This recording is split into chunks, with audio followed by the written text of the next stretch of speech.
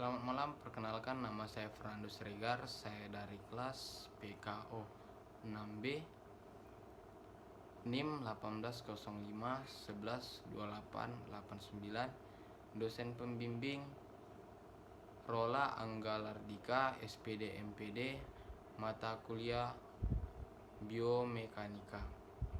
Baiklah, di sini saya akan memenuhi tugas biomekanika.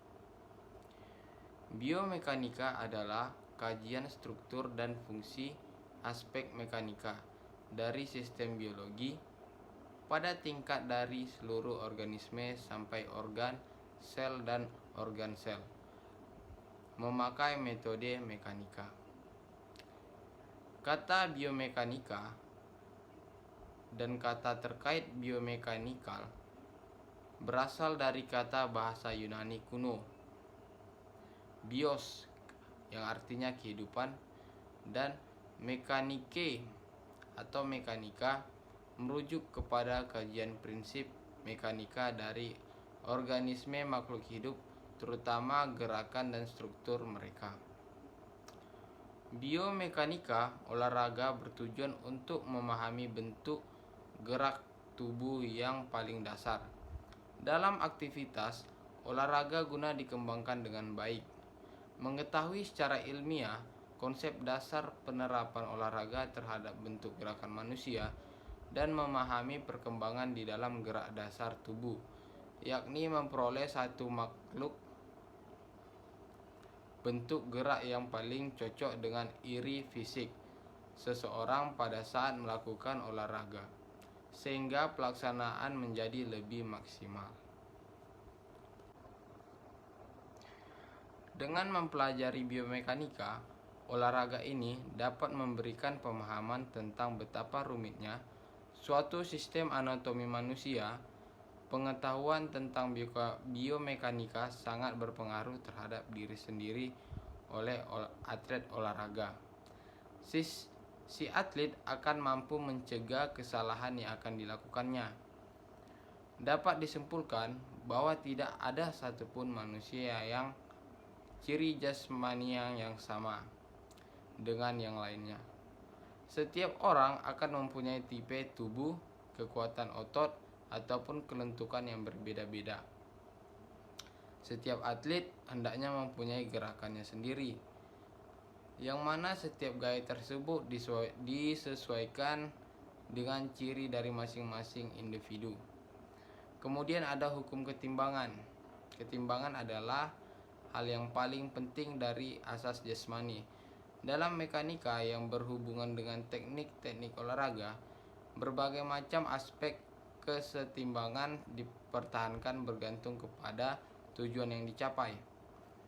Bila diinginkan tingkat stabilitas yang tinggi, maka dibuatkanlah suatu sikap yang dapat memberikan keseimbangan yang mantap. Hukum-hukum kesetimbangan dibagi menjadi 5, yaitu sebagai berikut. Yang pertama, hukum kesetimbangan 1. Badan selalu dalam keadaan setimbang selama proyeksi titik berat badan tersebut jatuh dalam bidang tumpuannya. Cobalah berdiri rapat pada dinding tembok. Saat berdiri, proyeksikan titik berat pada badan jatuh pada tumpuan kaki. Sekarang, lanjutkan dengan membukukan badan ke depan. Titik berat badan akan bergeser ke depan, sebab bagian badan pindah ke depan, dan sedikit turun ke bawah, sebab tubuh bagian atas turun. Proyeksi titik berat badan akan jatuh di tumpuan kaki. Pada posisi ini kita akan terjatuh kalau kita membungkuk di tempat yang bebas, tidak rapat dengan dinding. Tidak akan terjatuh, sebab saat titik berat badan bergeser ke depan, pantat kita bergeser ke belakang. Pergeseran pantat ini menyebabkan proyeksi titik berat badan tetap berada dalam bidang tumpuan kaki. Hukum kesetimbangan 2. Stabilitas berbanding lurus dengan luas bidang tumpuannya. Artinya, makin luas bidang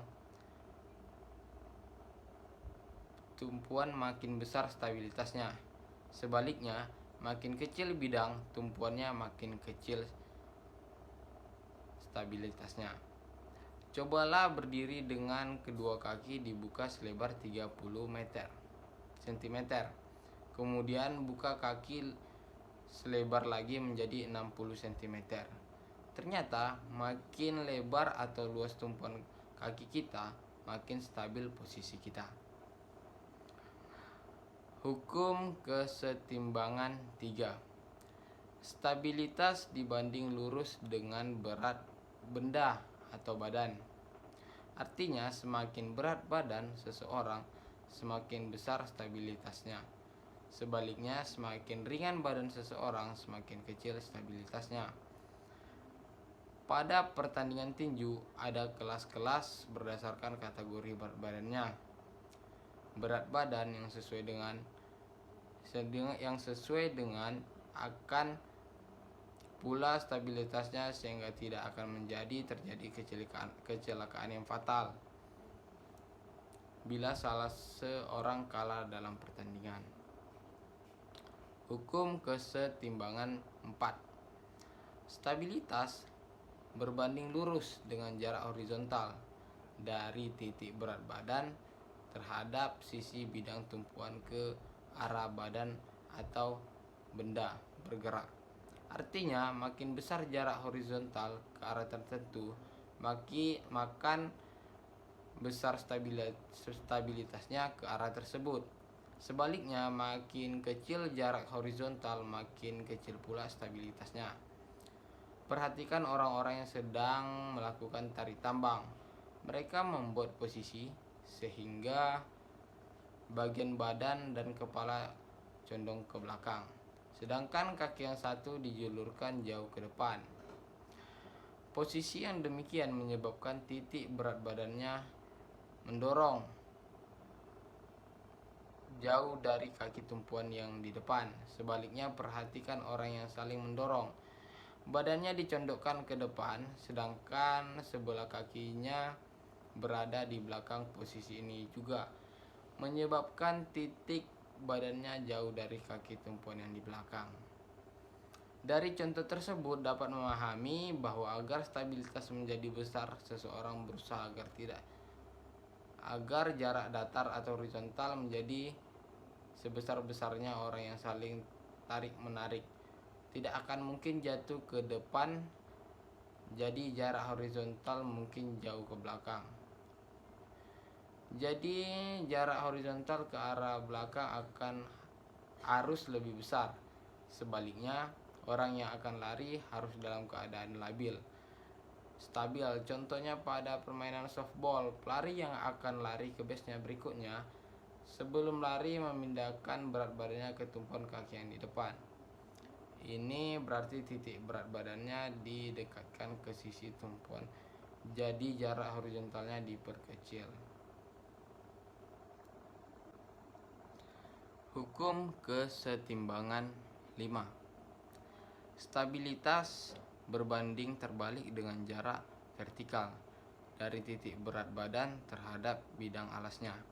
Artinya, makin besar jarak vertikalnya, makin kecil stabilitasnya. Sebaliknya, makin kecil jarak vertikalnya, makin besar stabilitasnya. Contoh pada desain bentuk mobil balap dan dibandingkan dengan mobil untuk kepentingan angkutan biasa. Mobil balap selalu dibuat serendah-rendahnya dengan kecepatan yang tinggi. Jika akan melakukan tikungan yang tajam, mobil akan tetap stabil dan tidak khawatir akan terbalik. Dengan asumsi tetap berkendara secara benar.